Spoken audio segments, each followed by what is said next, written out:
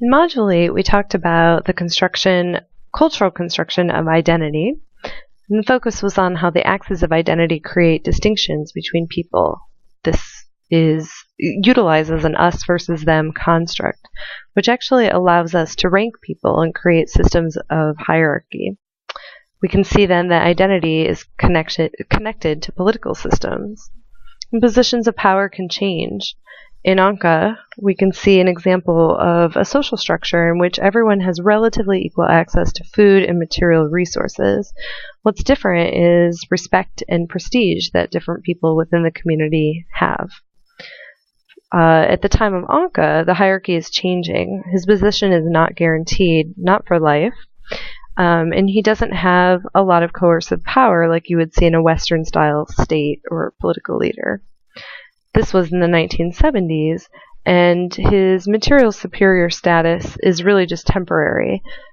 He's in the process for most of the film of trying to gain this status, and he's always at risk of losing that status if someone can give a bigger offering than he is able to put together.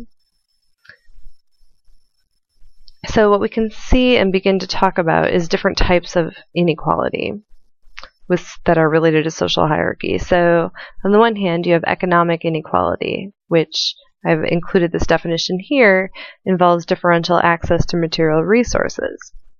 For example, money, number of pigs you have, maybe the size of your yam fields, number of yam leaves, etc. This could be any kind of item that has value within a community. Political inequality, we're talking about something a little bit different. We're talking about differences in influence and authority. For most of this week's work, we'll be talking about hierarchy within a population, but you could talk about hierarchy between different groups or different individuals or an individual in groups, but we're mostly considering within a particular community or population. Thinking about Anka from the film last week, there's a key point to be made that this film helps us demonstrate, which is that the forms of authority can change over time, and they are a social process. This change of authority is a social process. For Anka, there's not much economic inequality within his community, but there is political inequality. The amount of prestige is different for various actors within the community. And we can see at this point a kind of a timeline of political change in Papua New Guinea when we begin to think about other ethnographic work that's been done in Papua New Guinea after Anka's Big Mocha was filmed. So in Anka's Big Mocha, we see the beginning of a major change. But there's a shift that occurred since that time in which authority invested in political status has shifted to authority invested in political office. For Anka, the authority is in the status of the individual, and he can gain that status through and maintain that status through continuing to give things that he has acquired. For Paraway, the authority is actually in the office of being a parliamentary office holder.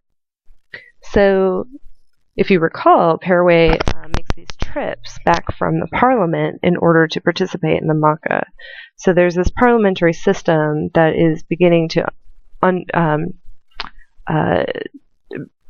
bring a new form of authority into the community. So Anka represents the older form of authority, which is maintained by the status of the individual, versus Paraway representing authority within the office of being a parliamentary office holder, having a political office in the sense that most of us are familiar with nation states. This is really a shift from a bureaucratic system where you have a political office that is the authority to a shift to that from someone whose authority is based on their own personal characteristics and things they're able to do within the community.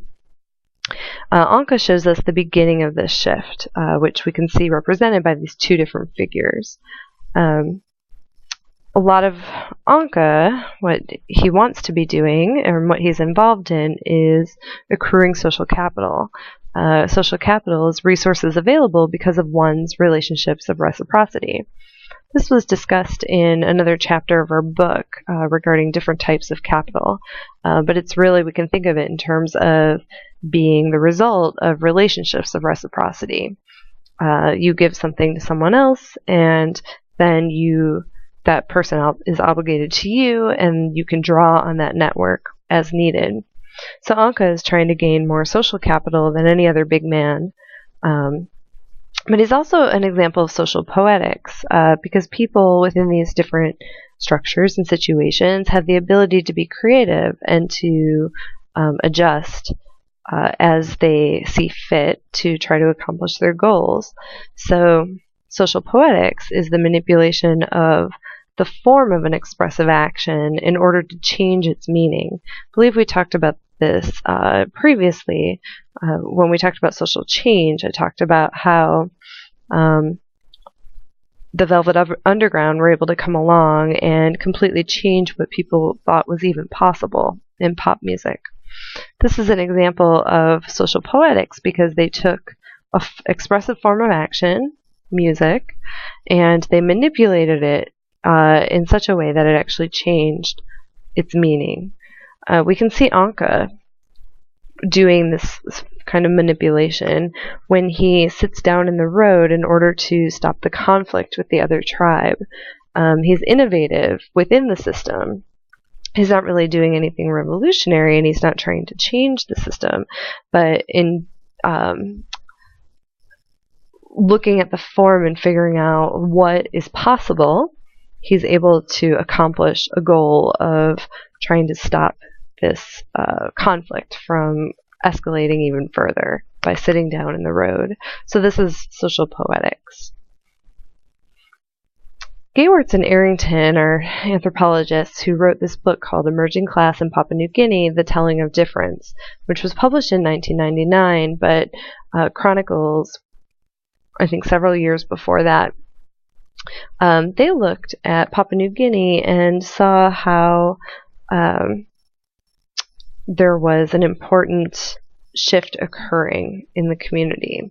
So with these shifts in authority, there also came a class stratification, which involves the separation of a society into groups culturally defined by differences in access to resources.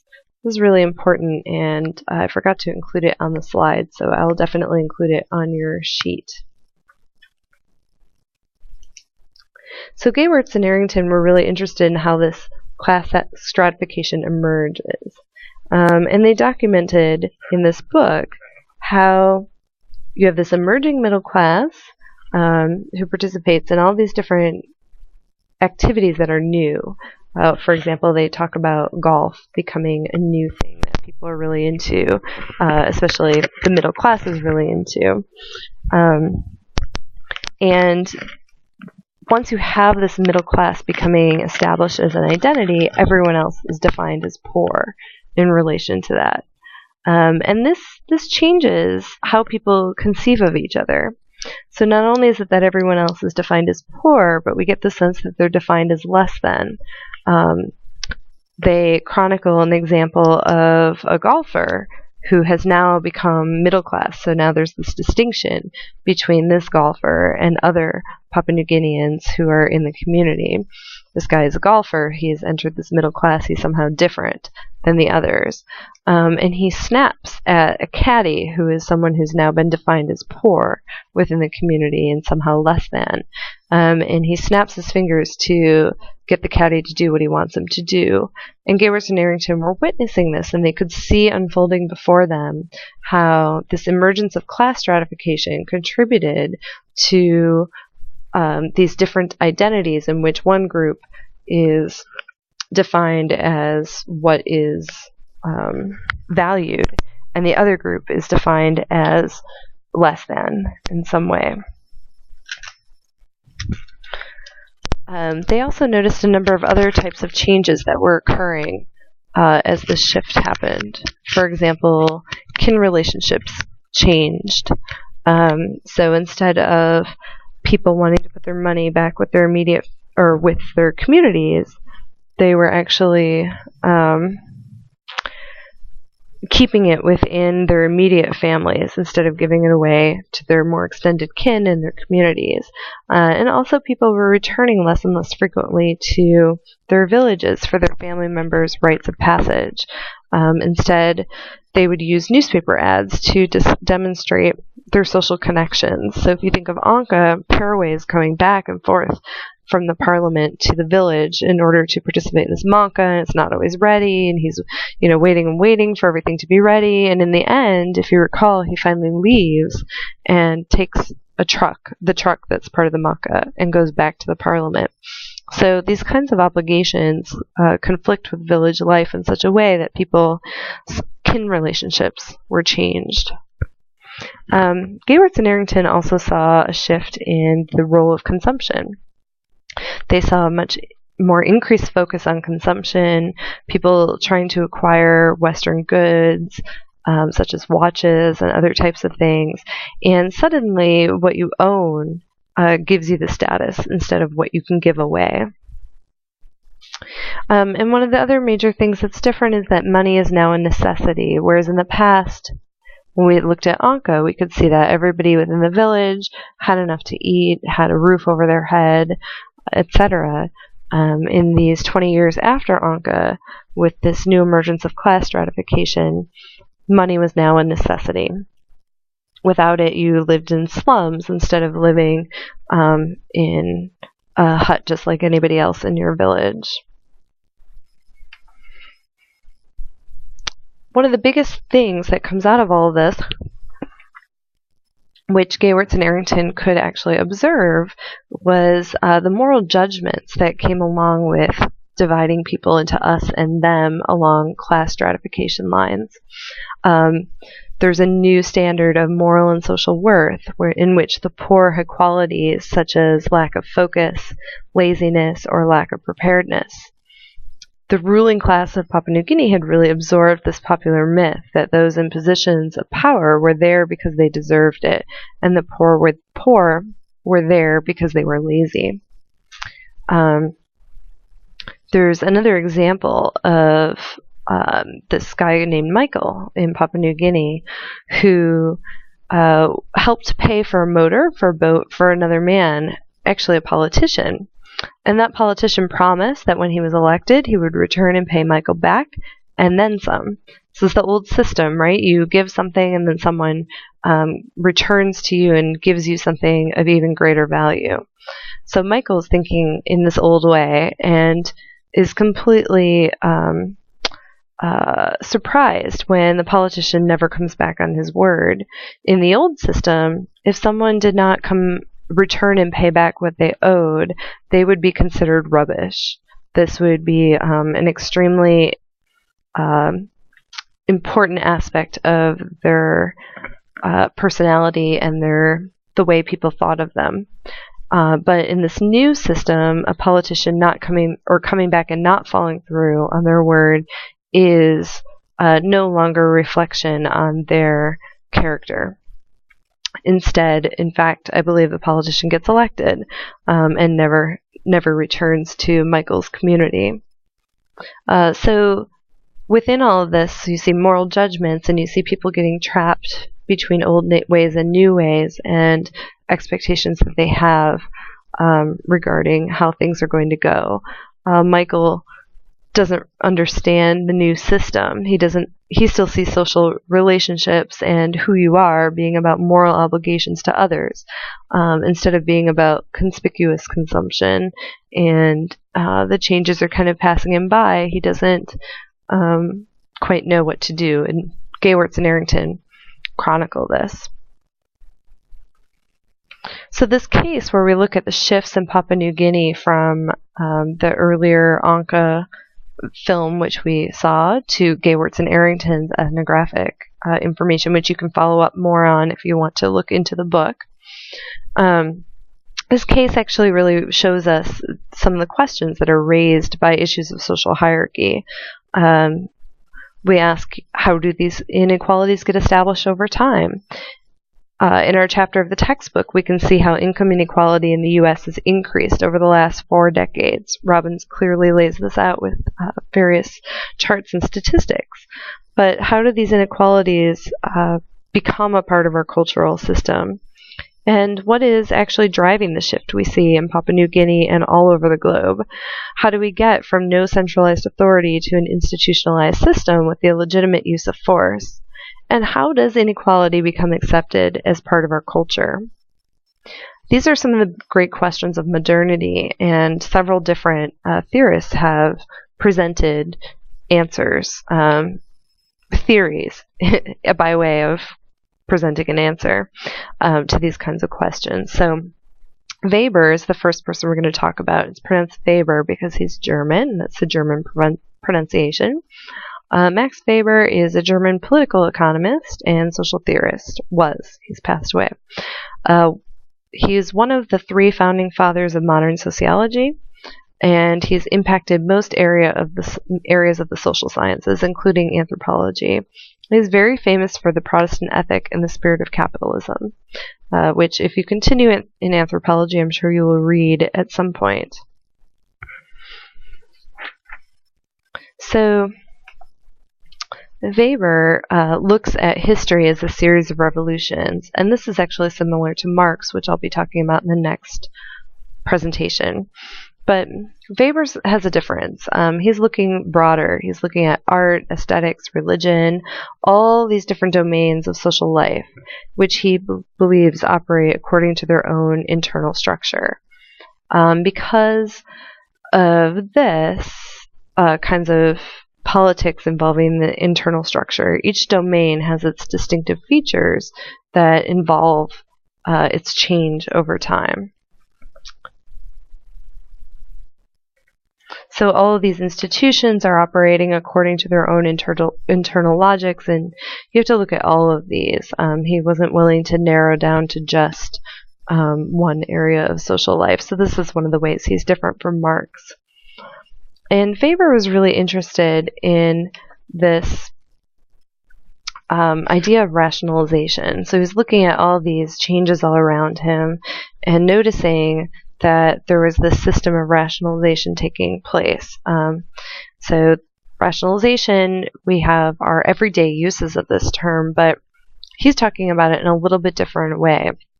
Here we're talking about rational as opposed to illogical. So rational in terms of a continual process of creating and enforcing more consistency in the process across cases. So trying to create more order and consistency. That's what we're talking about in terms of rationalization. He was talking about creating greater efficiency, making things more internally consistent, getting rid of ambiguities, and he's looking at this as a historical process by which humans seek to increase efficiency through formal rule systems. We do it through creating categories and then attaching formalized, rationalized systems to them. So if you look at all kinds of different procedures, and for example, if you work in retail at all, there's the idea of best practices that are presented to you actually in a lot of different fields, but retail is one of them. Or I've included here this picture of library procedures, right? Or there's lists of different rules. Here's what you do to do this. Here's what you do to check out this. And here's what you do to access teacher resources. And here's what you do to return things, and so on. It's all laid out in a description of rules. And the goal here is that this library will have these rules, and the library down the street will have the same rules, and all the libraries within Seattle, they'll all have the same rules. And that will create this efficiency and consistency for checking out books in all libraries in Seattle. So the point is to make sure that every library operates in the same way and create these rules, formal rules, as a result. So Weber's looking at this because he's interested in how, and actually he thinks of humans as having this basic need to make things more consistent, to understand things. It's a way of imposing order on a world in a universe that is, by its very nature, chaotic and irrational. For Weber, humans make the world understandable this way by talking about it in terms of business and economics. He actually argues that capitalism spread so quickly in the West because it's not the only, because not only of the rationalization through accounting techniques and the Enlightenment, which actually taught them to be careful and not allowing them to put profits back into business to make more profit. This was one of the aspects of rationalization and religion that he discusses in the Protestant Ethic and the Spirit of Capitalism. He says this is part of what made capitalism really take off in the West. So he was also interested in how religion becomes rationalized. You have this shift from a prophet figure of religions to an institution with a hierarchy of clergy that creates a formalized religious system, formalizing tests, etc. So he applied rationalization across all areas of life. Another area that we'll be talking about here is rationalization in politics. So in this way, it's a sense of a larger problem, or we can look at this as helping us with this larger problem, which is if you have a political authority represented by a single charismatic individual, that authority has been gained based on their personal characteristics, you have to figure out some system for maintaining this authority and any of the things that that authority figure puts into place after the person dies. And Weber said that rationalization became important in being able to do that, to establish this kind of consistency from leader to leader. Leader passes away. So Weber actually presented three categories of authority. He said that society becomes more rationalized. And so as it does, it moves through these three different stages. And this really deals with replacing an authority figure who has passed away. And in the process, the system becomes more and more rationalized. So the first category of authority is a charismatic leader. Charismatic authority. And this is authority that's legitimized based on the basis of a leader's personal qualities, which then inspire loyalty and obedience from followers. So we can see Anka is working to gain more charismatic authority by showing his good qualities in returning the Malka, making Malka. So this is what's important here is that this authority gets legitimized on characteristics that people think the person has, whether or not they actually do. This is a person who really masters the system, the social systems in play, and can also play around with them and use them for change. So they can extend what is seen as possible in their role. And they're usually seen to have some kind of special power because of the transcendence that they present, and being able to transcend the typical system and play around with it. And in this, when we see this kind of authority, there's no large-scale bureaucratic system involved in giving the person their authority. So the person rules by personal whim, and they have a huge range of freedom. They don't have to draw on precedents. They don't have like a council of elders or things like that. But there are still checks and balances in that you can lose this kind of authority for sure. So Gandhi is an example of a charismatic authority, or someone who had charismatic authority. In the Salt March of 1930, he decides, forget all this, we're just going to make our own salt. And he was able to call these various meanings and practices in order to create a revolution and really transform the society. So charismatic authorities are making their own decisions, but over time, that kind of authority must give way to a form of traditional authority, which is our second form of authority here. Because what happens when the single individual goes away? There has to be some rules to carry on the system that they establish. And rules start to become the source of authority during this transition after the leader has died. This is where we see the emergence of rationalization. So traditional authority is based on shared understandings and practices that aren't systematic, but which exert some constraint on authority. So as it sounds, there are expectations in play, even though they might not be laid out in the type of rules that we saw, for example, the library that I showed you. But nonetheless, there is an expectation that people will follow traditional ways. So traditional authorities, people who gain authority under this system, have to function under the weight of established ideas. And societies have to have something like this in place because, again, the charismatic leader will eventually die. So some scheme has to be put in place to pass down the system and maintain it, keep it going. So it's this moment of transition that order, rules, system of procedures really become the authority themselves. And that is rationalization right there.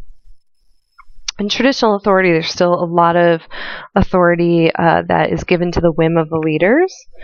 But there's some expectations that the leader has to ascribe to. So you can see how it's a kind of middle ground. Let's see. And over time, these kinds of expectations become more and more formalized, and you get very formalized aspects of control, which leads to bureaucratic authority, also known as rational legal authority. So this comes on as precedent is established in traditional authority, and maybe some sort of historical records, codified laws are needed to refer back to how to operate as rulers. So you start to create a history that you're then referring back to. Over time, the structure of government begins to assert more and more influence over what the rules are. And the office has the authority, not the person who holds the office. Everyone, including the office holder, is subject to the rules, so they don't have whim to do as they want, even a little bit. So this is bureaucratic authority, and I have the definition there, which is that based on an appeal to a rational legal system, the authority comes from this. It's based on an appeal to a rational legal system where consistency is the goal and personal traits become less relevant. So in this case, a person doesn't maintain the authority by themselves. It's the office itself that has the authority. And when you enter that authority, when you enter that office, you then gain that authority. And it's legitimized through a set of rules that the leaders themselves are supposed to abide by. So this isn't really a linear model of progress where they all go in a line and that's it, and it ends in bureaucratic authority and that's the only way it is. Weber says that this process is cyclical. So once you have an entrenched bureaucratic authority, people start to see it as outmoded. They'll see it as no longer meeting their needs, and a new charismatic leader will emerge and establish a new political structure. These categories of authority are, of course, ideal types, so we can't confuse them with what's actually happening in the real world. There will be an element of all of them in any single society. The difference is in is where things get interesting. But on the other hand, it is important to be able to recognize how this cycle might be happening in Weber's point of view. So Anka really has a combination of all of these forms of authority. So we can see him, of course, as having charismatic authority, as I said earlier, because he's creative. When he sits in the road to stop the raid, he is using his own whim to exert influence that he's gained from having a certain status within the community. And he also has he can also rely on traditional authority in order to bring influence, right? So understanding that there is expectations in terms of what the Maka will entail, how it will go, looking at the speech he gives and how he's able to do that. He's really able to exert authority in that way as well. In bureaucratic authority, I think we can see what's happening with Paraway as the best example of bureaucratic authority. So I don't think we actually really see that as much with Anka himself, but we see it all in the film. And one more thing I wanted to say about this is that Weber was also interested in religious authority. So if we look at religion, we can see religion going through this kind of process as well, as I was mentioning before, going from a prophet who would be a charismatic authority figure to a bureaucratic system in which the religion has an institution and a bureaucracy with formalized rules involved. So that concludes the discussion of Weber and authority.